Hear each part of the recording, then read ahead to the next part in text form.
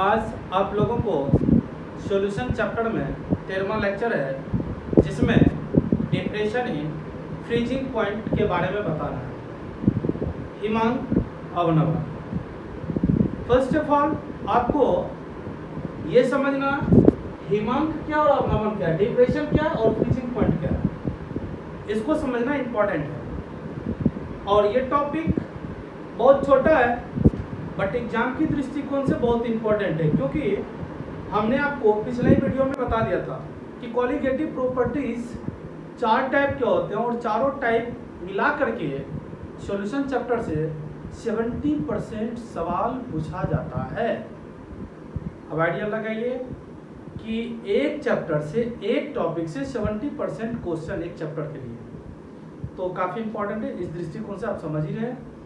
तो आज जो टॉपिक है डिप्रेशन इन फ्रीजिंग पॉइंट, इससे पहले आपको बताए थे एलिवेशन ऑफ बॉइलिंग पॉइंट, क्वथनांक उन्नयन के बारे में। उससे रिलेटेड आपको हम न्यूमेरिकल भी दिए थे और आप बनाए भी थे, बहुत सारे बच्चे बनाए थे और कुछ बच्चे अभी कोशिश ही कर रहे हैं। तो जो नहीं देखे पिछला वीडियो जाकर के डिस्क्रिप्शन बॉक्स में दिया गया है और सारा टॉपिक वाइज लिखा हुआ है, आप 1 से लेकर के 12 तक देख लें तब अच्छे से समझ में आएगा। अभी तुरंत जाकर के देख लें। तो आज जो टॉपिक है हिमांक अवनवन, इसका मैं चर्चा करता हूं। तो सबसे पहले मैं बात करूं, इसमें 2 वर्ड है, हिम है और अंक है, नहीं तो फ्रीज है और पॉइंट है। तो किसी भी हम लिक्विड को क्या करेंगे, लेकर के फ्रीज में रख देंगे तो फ्रीज में क्या होगा, टेम्परेचर डाउन होगा, कम होगा। तो एक सिचुएशन ऐसा बनेगा जिसमें वह लिक्विड का जो वेपर प्रेशर होगा और ठोस अवस्था का जो वेपर प्रेशर होगा, दोनों पैरेलल हो जाएगा, इक्वल हो जाएगा।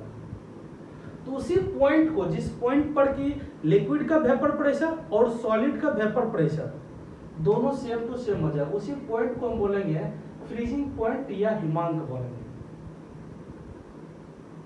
अब इसको हम दूसरा शब्दों में क्या है कि हम पानी को लेकर के जब ठंडा करते हैं तो 0 डिग्री सेल्सियस पे पानी बर्फ बन जाता है, यानी 0 डिग्री सेल्सियस तक में जल का जितना वेपर प्रेशर होगा उतना ही वेपर प्रेशर आइस का होगा, बर्फ का भी होगा। तो यानी लिक्विड स्टेट जल हो गया और सॉलिड स्टेट हमारा बर्फ हो गया, दोनों का वेपर प्रेशर उस फेज में, उस पॉइंट पर सेम टू सेम होगा।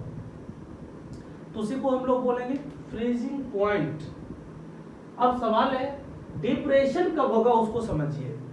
हम पानी में क्या किए, कुछ चीनी मिला देते हैं। क्या किए, यह एक कंटेनर लेते हैं, बर्तन लेते हैं,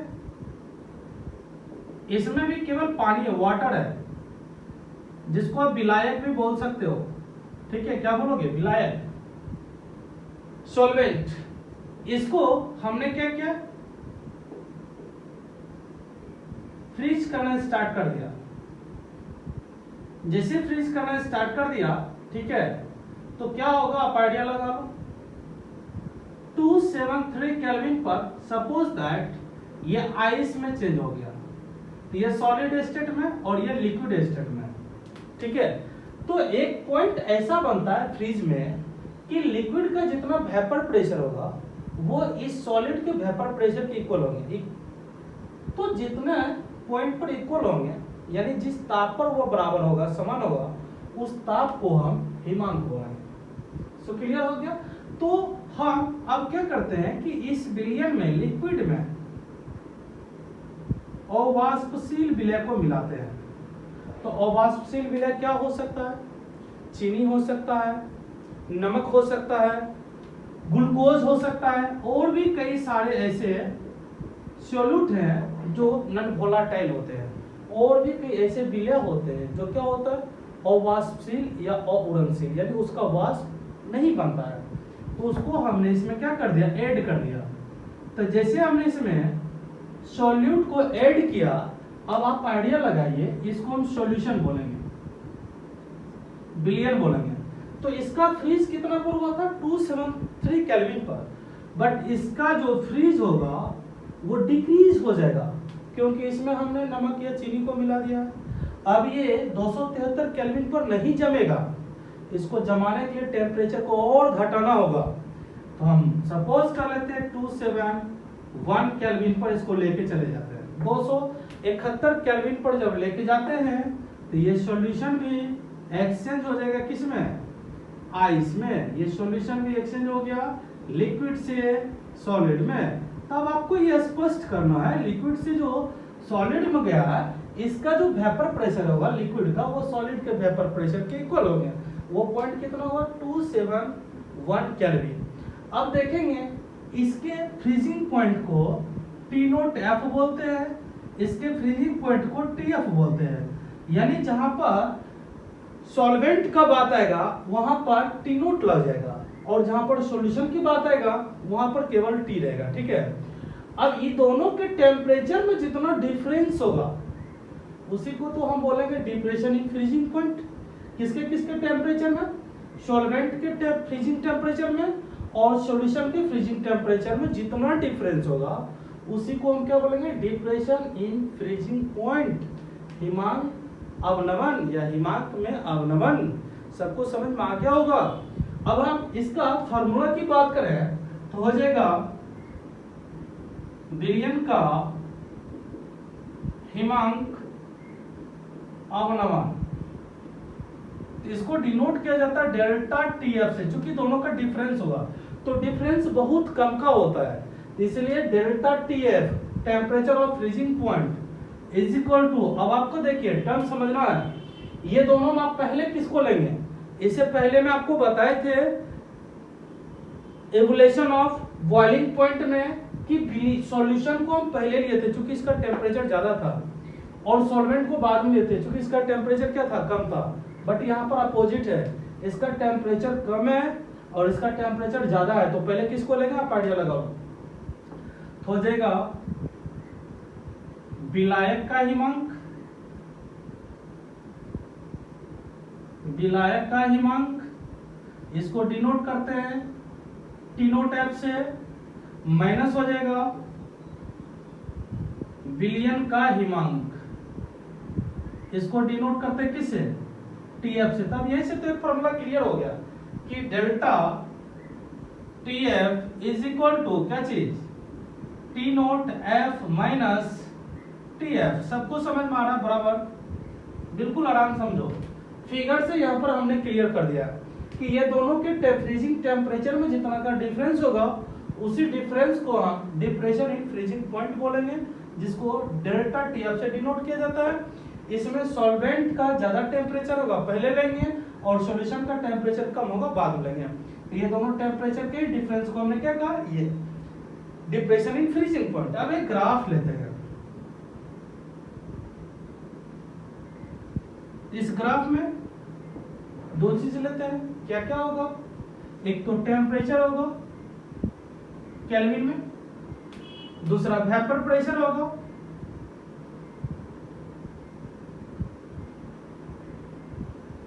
ठीक है, हमने क्या किया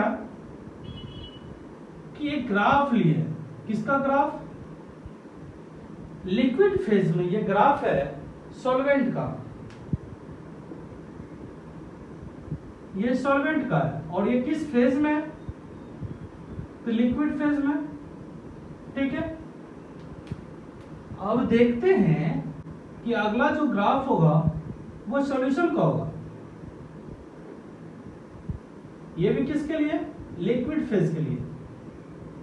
ठीक है, तो वेपर प्रेशर ज्यादा किसका होता है, वेपर प्रेशर ज्यादा तो विलायक का होता है, तो ऑटोमेटिकली इसका ग्राफ ऊपर की ओर होगा। ठीक है, उसका ग्राफ क्या होगा, ऊपर की ओर होगा। और सॉल्यूशन का वेपर प्रेशर कम होता तो इसका ग्राफ नीचे होगा। यदि मन में और भी कोई डाउट हो तो आप यहाँ से क्लियर कर लो। मानते हैं यहाँ से ये ए से गिरना स्टार्ट हुआ इसका टेम्परेचर। ठीक है, जैसे जैसे टेम्परेचर गिर रहा है, टेम्परेचर में कमी कर रहा है तो वेपर प्रेशर भी इसका क्या होगा, घटेगा। आपको बताए थे वेपर प्रेशर डिपेंड करता है टेम्परेचर पे, तो हम टेम्परेचर को घटा रहे हैं तो वेपर प्रेशर भी क्या होगा, घटेगा। तो ग्राफ का है नीचे की ओर। तो जब ए से बी पॉइंट पर आ जाता है तो अब ये लिक्विड फेज से सॉलिड फेज में आना स्टार्ट कर दिया है, लिक्विड फेज से कहा सॉलिड फेज में आना स्टार्ट कर दिया है। तो ये एक ऐसा पॉइंट आता है यहाँ बी जहाँ सॉलिड में एक्सचेंज हो गया और ये गिर जाता है यहाँ सी पे आकर के क्रॉस करता है किसको, सॉल्यूशन को। अब इस टेम्परेचर पे दोनों का दोनों सॉलिड है, दोनों का दोनों क्या है, ठोस हो गया। अब हम बात करें कि चले हम सॉल्यूशन के लिए डी और ई पॉइंट को लिए, डी और ई पॉइंट को लिए, तो डी से ये भी चलना स्टार्ट कर दिया और ई पॉइंट पर आते आते ठोस में एक्सचेंज हो गया। फिर देखिए यहाँ पर भी टेम्परेचर क्या हुआ, घटा, टेम्परेचर घटा तो वेपर प्रेशर भी इसका क्या हो गया, घट गया। सबको समझ में आ गया ना। अब देखते हैं यहाँ से लेकर के यहाँ तक इक्विलिब्रियम स्टेट में होता है, साम्य अवस्था में होता है, ठीक है। तो ये जो आपका डिफरेंस है यहाँ से यहाँ तक का जो डिफरेंस है टेम्परेचर का डिफरेंस, तो हम लेते हैं टेम्परेचर के ग्राफ पे इसको, यहाँ पे ओरिजिन को मानते हैं ओ है, ठीक है। अब देखिए ये जो ग्राफ है ये इस पॉइंट को एम मान लेते हैं, ये एम जो पॉइंट है ये किसके वेपर प्रेशर को शो कर रहा है, तो आपका जवाब होगा यहाँ पर देखेंगे विलायक का, ठीक है। अब दूसरा ग्राफ देखेंगे यहाँ पर मान लेते हैं इसको एन पॉइंट मान लेते हैं। एन पॉइंट किसको डिनोट कर रहा है, देखिए इसको सीधे सीधे ऊपर लेके जाइए, यहां पर आया और देखिए ये किसका ग्राफ है, सॉल्यूशन का। अब आप ये दोनों में डिफरेंस को देखिए कि किसका टेम्परेचर ज्यादा है, तो आप देखोगे O से M और O से N में कंपैरिजन करेंगे तो OM ज्यादा है, तो OM किसका टेम्परेचर शो कर रहा है, देख लेंगे OM जो है O से M तक ये किसका टेम्परेचर शो कर रहा है। अभी ग्राफ को ऊपर की ओर लेके जाइए, पता चल जाएगा। हम इस ग्राफ को डॉट डॉट ऊपर की ओर लेके जाते हैं, ठीक है। ये बी पॉइंट था और इसको आगे बढ़ाते देखते हैं किसके लिए, विलायक के लिए है। तो यानी कि OM विलायक का टेम्परेचर है जो कि ज्यादा है किससे, ON से। तो ON, अब N पॉइंट किसके लिए, ऊपर की ओर जाते हैं, यहाँ पर आगे ई पॉइंट पर, अब ई पॉइंट से इधर इस साइड जाते हैं, तो ये सॉल्यूशन के लिए है। अब आपको समझ में आ गया होगा, यदि हम ये दोनों की डिफरेंस की बात करें तो यही तो डिफरेंस हमारा क्या कहलाता है, डेल्टा टी एफ। क्या कहलाता है, डेल्टा टी एफ। और ये जो है टेम्परेचर ये किसके लिए, सॉल्वेंट के लिए, और ये किसके लिए, सॉल्यूशन के लिए, ठीक है। सबको समझ में आ रहा।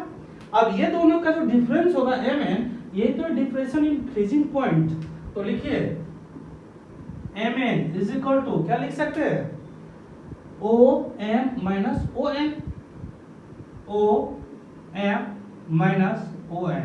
बड़ा में OM बड़ा है, उसमें हमने ON को घटा दिया, छोटा वाला को।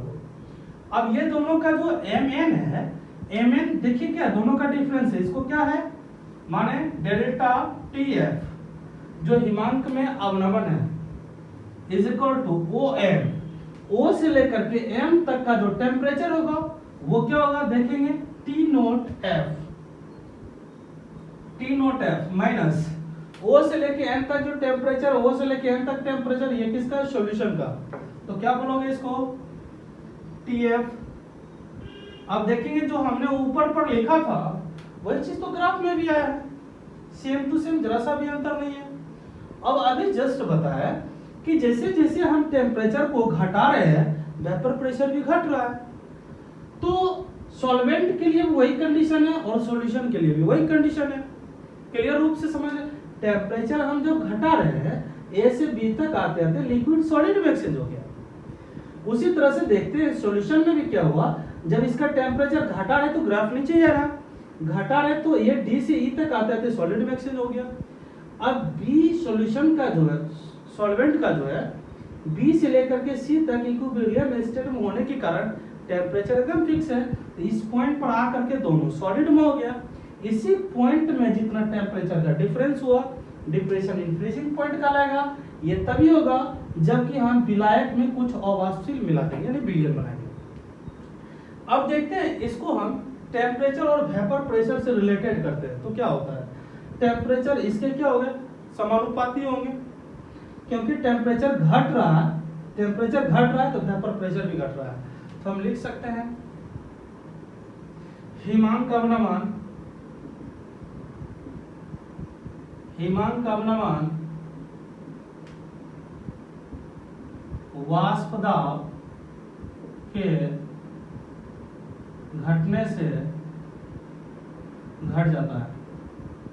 ठीक है, इसका जो टेम्परेचर है वेपर प्रेशर के घटने से घटेगा, तो इसका मतलब ये समानुपाती होगा। डेल्टा टी एफ समानुपाती डेल्टा पी। इसको इक्वेशन फर्स्ट सपोज कर लो, समझ में आया। वाष्प दाब को देखिए हम क्या सपोज किए, डेल्टा पी। ठीक है, थोड़ा सा डिफरेंस होगा, उसे डिफरेंस को हम डेल्टा पी सपोज कर लिए। अब सवाल आता है कि विलयन में विलय का मोल अंश जितना ज्यादा हम मिलाएंगे उतना वेपर प्रेशर इसका क्या होगा, बढ़ेगा टेम्परेचर के साथ। क्योंकि टेम्परेचर भी बढ़ाएंगे तो वेपर प्रेशर भी बढ़ेगा। अभी जस्ट बताया, जैसे टेम्परेचर को बढ़ाएंगे वेपर प्रेशर बढ़ेगा। तो हम विलयन में क्या कर विलायक में क्या करते हैं, और भी ज्यादा विलय को घोलते हैं। तो उसके लिए वाष्प दाब के लिए टेम्परेचर बढ़ाना पड़ेगा। टेम्परेचर को जब बढ़ाएंगे तो वेपर प्रेशर भी बढ़ेगा। इसका मतलब, कहने का मतलब डायरेक्ट हो गया कि वाष्प दाब जो होगा विलय के मोल अंश के समानुपाती होगा। तो उसको भी लिखते हैं वाष्प दाब विलय के मोल अंश के क्या होंगे, समानुपाती होंगे।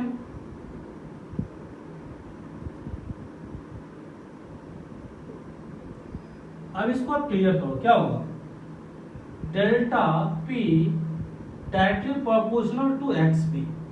लिख सकते हैं ऐसा ना।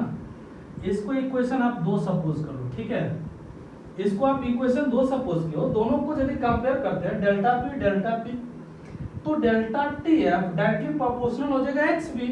तो हम उसको लेकर के आगे चलते हैं। ठीक है, आपको जरूरत लगे इसको नोट कर लीजिए। वैसे हम ग्रुप में इसका पीडीएफ भेज दे रहे हैं, आप इसको केवल समझो। ठीक है, उसके बाद जो न्यूमेरिकल देंगे उसको बनाओ। वैसे चाहे तो आप इसका स्क्रीनशॉट ले सकते हैं या नोट कर सकते हैं, हम आगे बढ़ेंगे। फर्स्ट और सेकेंड को कंपेयर करते हो तो क्या होता है, look at delta T F, ये और ये दोनों देख रहे हैं सेम टू सेम टर्म है। तो डेल्टा टी एफ बचा क्या चीज, डेल्टा टी एफ प्रोपोर्शनली क्या चीज, एक्स बी। अब इस प्रोपोर्शनल साइन को हटाते हैं तो कांस्टेंट लगता है k into X B, where k is equal to constant. Right, यहां तक में किसी को प्रॉब्लम नहीं होना चाहिए, बिल्कुल एकदम इजी आ रहा है। ठीक है, थोड़ा यहां साइड में क्लियर कर देते हैं इसको। ठीक है, जो भी इसको ऊपर रहने थे ताकि आगे आपको समझने में परेशानी ना हो। अब यहां पर क्या करते हैं कि आप xb का वैल्यू पुट करो। Delta tf is equal to क्या चाहिए, delta tf is equal to k into xb का वैल्यू आप पढ़े हो, nb बाय क्या होता है na प्लस nb। ये xb का वैल्यू होता है nb by na plus nb। लेकिन यदि विलयन अवाष्पशील विलय से बना हो और तनु हो तब विलयन में Nb का मान बहुत बहुत बहुत बहुत कम होता है। किससे, Na से। विलय का जो मोल होता है बहुत बहुत कम होता है विलायक के मोल से।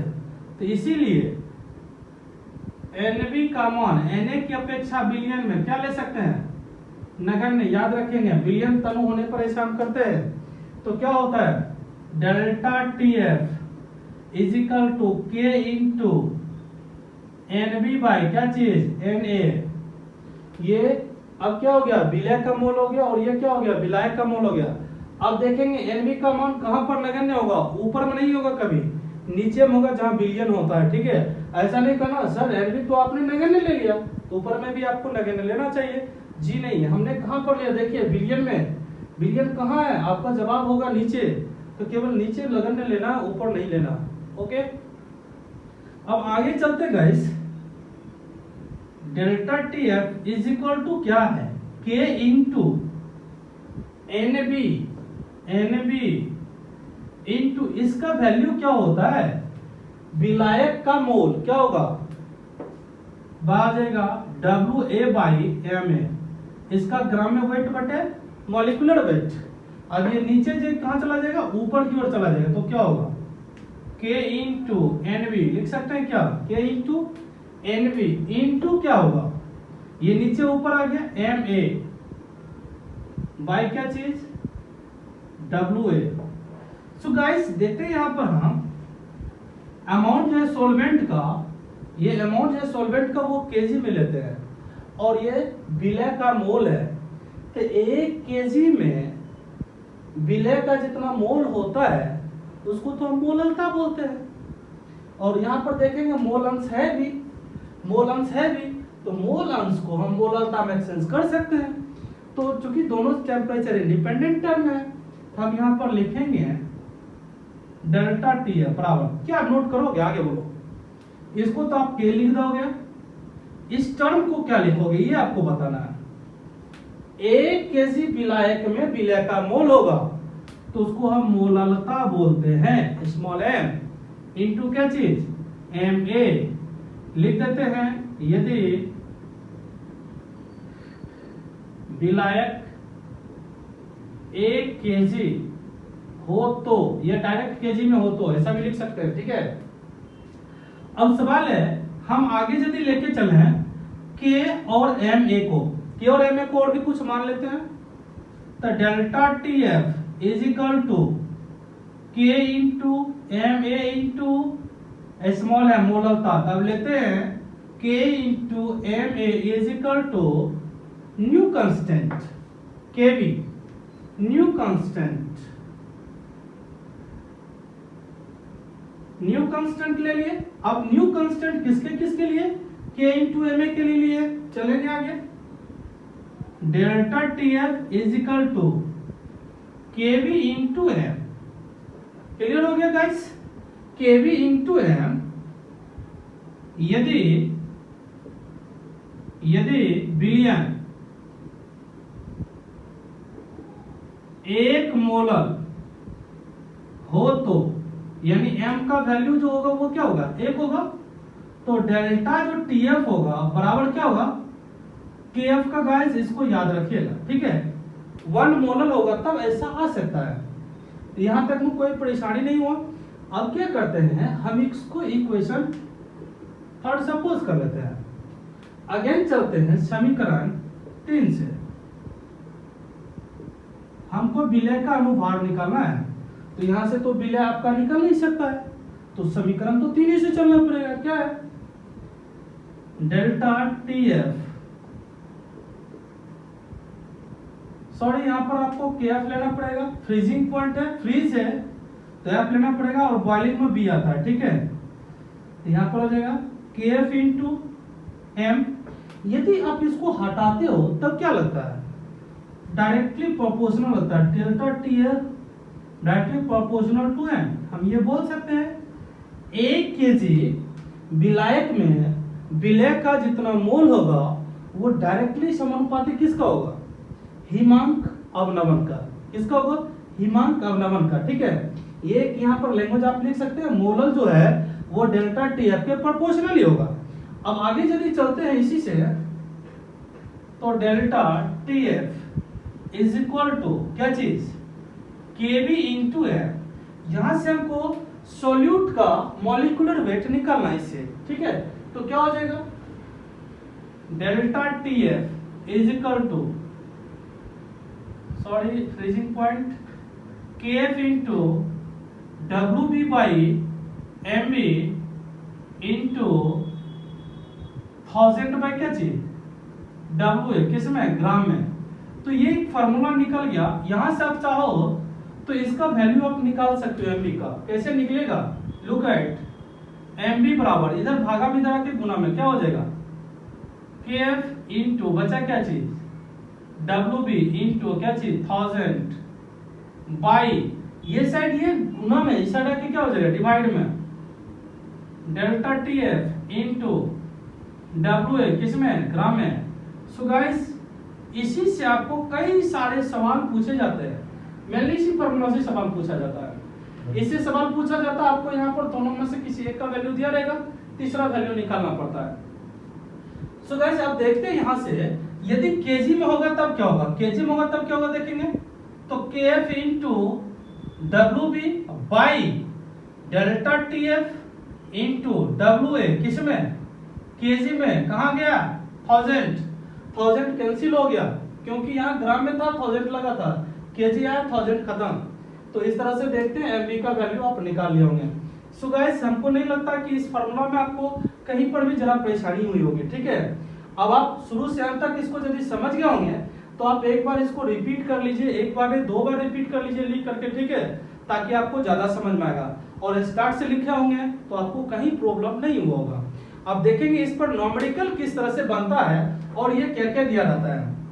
तो हम बात करें ये केएफ का फ्रीजिंग पॉइंट कांस्टेंट है, इसका वैल्यू आपको पेज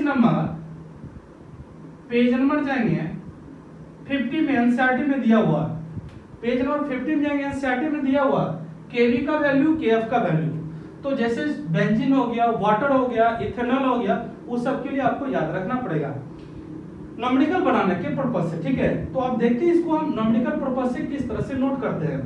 तो आप यहां तक नोट कर लिए होंगे तो हम आगे स्टार्ट करते हैं, ओके। तो गाइस यूनिट चलते हैं, यूनिट ऑफ केएफ और केबी, दोनों का यूनिट सेम टू सेम होता है, इसलिए हम एक ही साथ लेके चल रहे हैं। केएफ और केबी का यूनिट क्या क्या होता है, यानी फ्रीजिंग पॉइंट का जो कांस्टेंट होगा उसका यूनिट और बॉइलिंग पॉइंट का जो यूनिट होगा दोनों का सेम टू सेम होगा, हम लेके चलते हैं। तो आपको बताए थे delta TF is equal to क्या चीज, KF into WB by MB into 1 by WA, कैसे में केजी में भी जस्ट बताया आपको। अब हमको इसका यूनिट निकालना ना, तो डेल्टा टीएफ ये डब्ल्यूबी बाई एमबी को आप क्या बोलोगे, याद है मोल बोलेंगे। तो लेते हैं केएफ इनटू इसका यूनिट मोल हो जाएगा बाई ये क्या हो जाएगा केजी हो जाएगा, ठीक है। केएफ का निकालना इस साइड कर देते हैं। अब ये जो फ्रीजिंग पॉइंट का टेम्परेचर है ना, तो टेम्परेचर का क्या होता है केल्विन। अब ये देखिए क्या है आपका केजी, इधर डिवाइड में साइड आके मल्टी में केजी, ये मल्टी में साइड आके डिवाइड में क्या हो जाएगा by mole is equal to KF. Unit जो इसका होगा केएफ का वो हो जाएगा केल्विन केजी पर मोल, ठीक है। केएफ का समझ गए। इसी तरह से केएफ के बाद हम केवी का भी निकाल देते हैं यहीं पर शॉर्ट आउट में।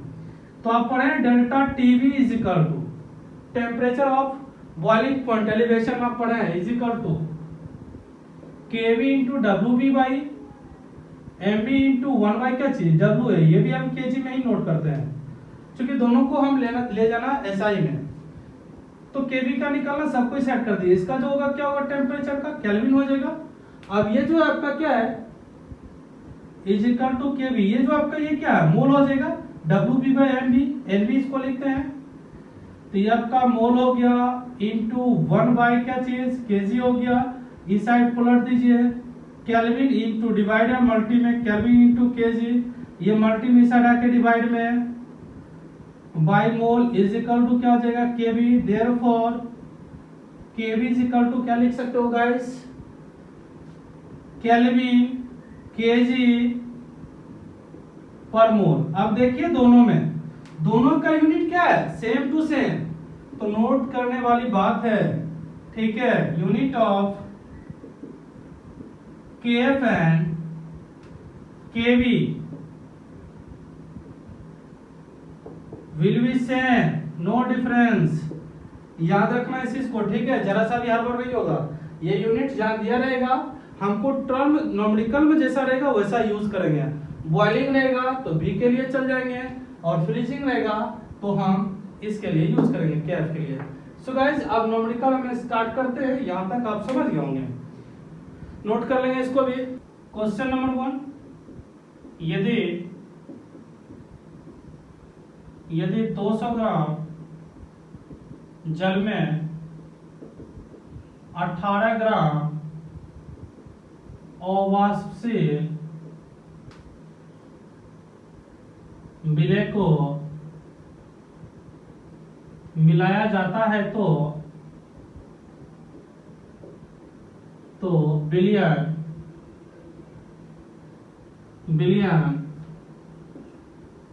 272.07 केल्विन पर जमता है, फ्रीज हो जाता है। तो विलय का अनुभार क्या होगा। सो गाइस, आपको हम पिछले ही न्यूमेरिकल में बताए थे कि क्वेश्चन में ही लिख देंगे कहां पर क्या लिया गया, कहां पर क्या हमको नोट करना है। इस क्वेश्चन में देखेंगे WA का वैल्यू दिया हुआ है, ठीक है, ग्राम में दिया है, ग्राम वाला फार्मूला लगाएं। और ये क्या दिया हुआ है, WB का भी वैल्यू हमको दिया हुआ है, ठीक है।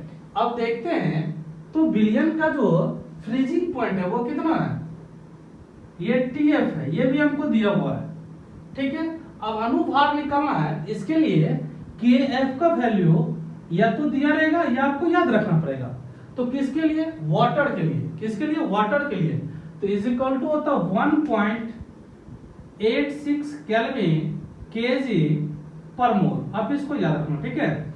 वाटर के लिए 1.86 मैक्सिमम इसका यूज किया जाता है। अब यहाँ पर जो दिया गया क्वेश्चन में उसको नोट करना है, फिर आगे फॉर्मूला लगा के हिसाब बना लेना है। कुछ नहीं, एकदम सिंपल है। सॉल्यूशन यदि इसका करेंगे तो क्या होगा, WA is equal to 200 gram, WB is equal to 18 gram, ठीक है। KF का वैल्यू आपको याद रखना, वाटर के लिए 1.6 केल्विन kg पर मोल होता है, ठीक है। तो हमको यहाँ पर दिया गया है TF सॉल्यूशन का फ्रीजिंग पॉइंट 272.03 केल्विन। अब आपको यहाँ पर क्या क्या निकालना उसको समझिए। सबसे पहले आपके पास डेल्टा TF होना चाहिए।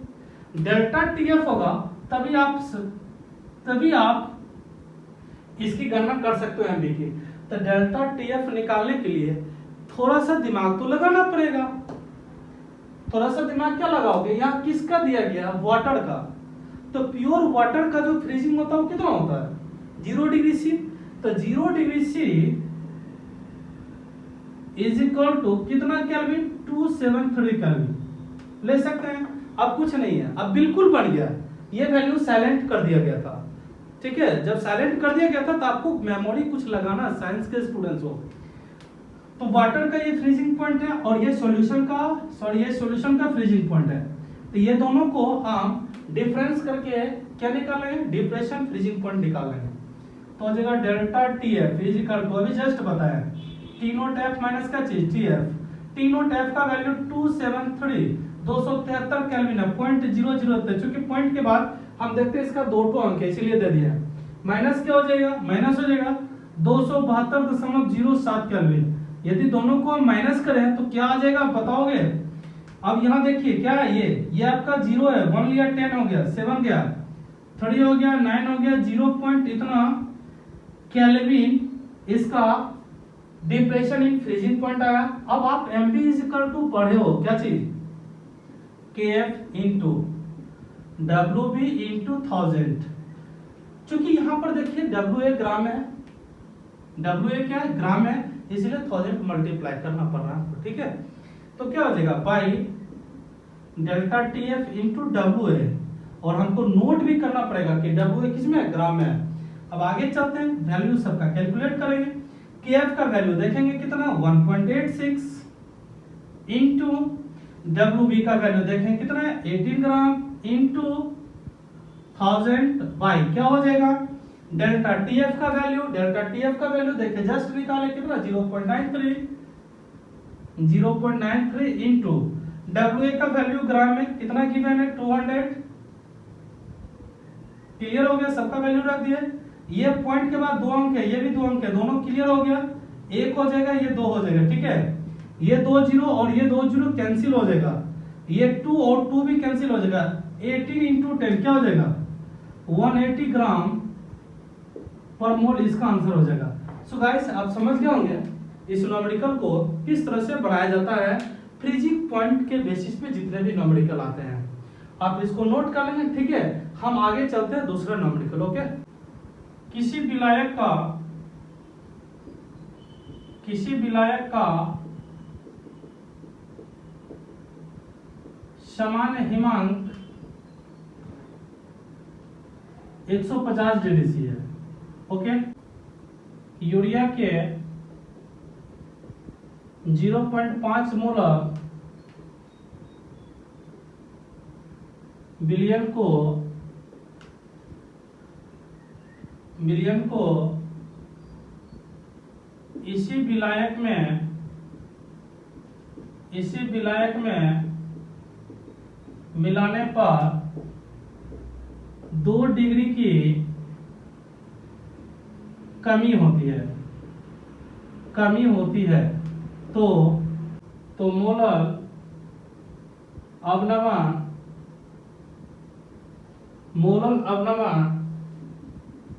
स्थिरांक का मान क्या होगा। सो गाइस देखेंगे, कुछ नहीं है, फिर मैं बोल रहा हूं जो चीज आपको दिया हुआ क्वेश्चन में उस चीज को नोट कर लो, और क्वेश्चन में जो चीज दिया हुआ आप नोट कर लोगे तो क्लियर रूप से आपका समझ में आ जाएगा कौन फॉर्मूला लगेगा और क्या यूज करना है। किसी विलायक का सामान्य हिमांक है ना, ये क्या दिया गया T0F, ओके। यूरिया के कितना 0.5 m, यानी ये मोललता दिया हुआ है, ओके। विलयन को इसी ताप पर मिलाने पर 2 डिग्री की कमी होती है, यानी अवनमन होता है। तो 2 डिग्री की क्या होती है, अवनमन होता है। तो अवनमन कौन, डेल्टा TF सपोज करते हैं ना, तो मोलर अवनमन स्थिरांक किसका वैल्यू निकालना, KF का वैल्यू निकालना है। सो गाइस अब देखिए, आप दिमाग लगाइए, KF का वैल्यू निकालना है और हमको 4 चीज दिया हुआ है, तो 3 ही चीज में निकालना, KF में, डेल्टा TF में, M में ही कंपैरिजन करके आपको एक फार्मूला बताए थे, याद है ये तीनों का formula, delta TF is equal to KF into क्या चीज M। कितना इजी है, देखो KF का वैल्यू निकालना है, M इधर क्या मल्टी में इधर आके क्या चीज डिवाइड में, so simple, delta TF by क्या चीज M is equal to KF। कहां ज्यादा निकालना पड़ा, कुछ नहीं है इसमें। डेल्टा TF का वैल्यू क्या है बोलो, 2 डिग्री है, यहाँ पे 2 रख देंगे हम, बाई M का वैल्यू क्या है 0.5 है, 0.5 आप नोट कर दो, 0.5 इज इक्वल टू क्या चीज KF।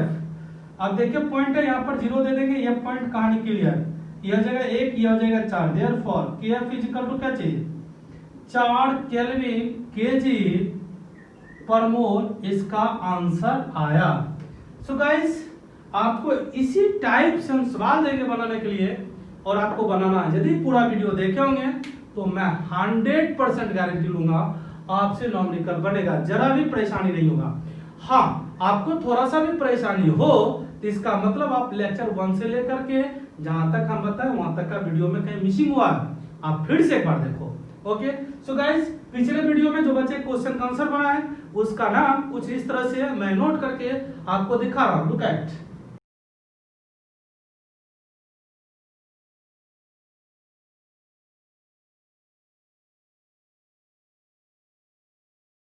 सो गाइस जैसा कि आप सभी देख लिए होंगे क्या कौन कौन था और कौन बच्चे कंसस है, लगातार है, बहुत सारे बच्चे लगातार है।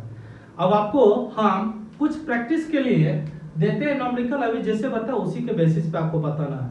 Now start.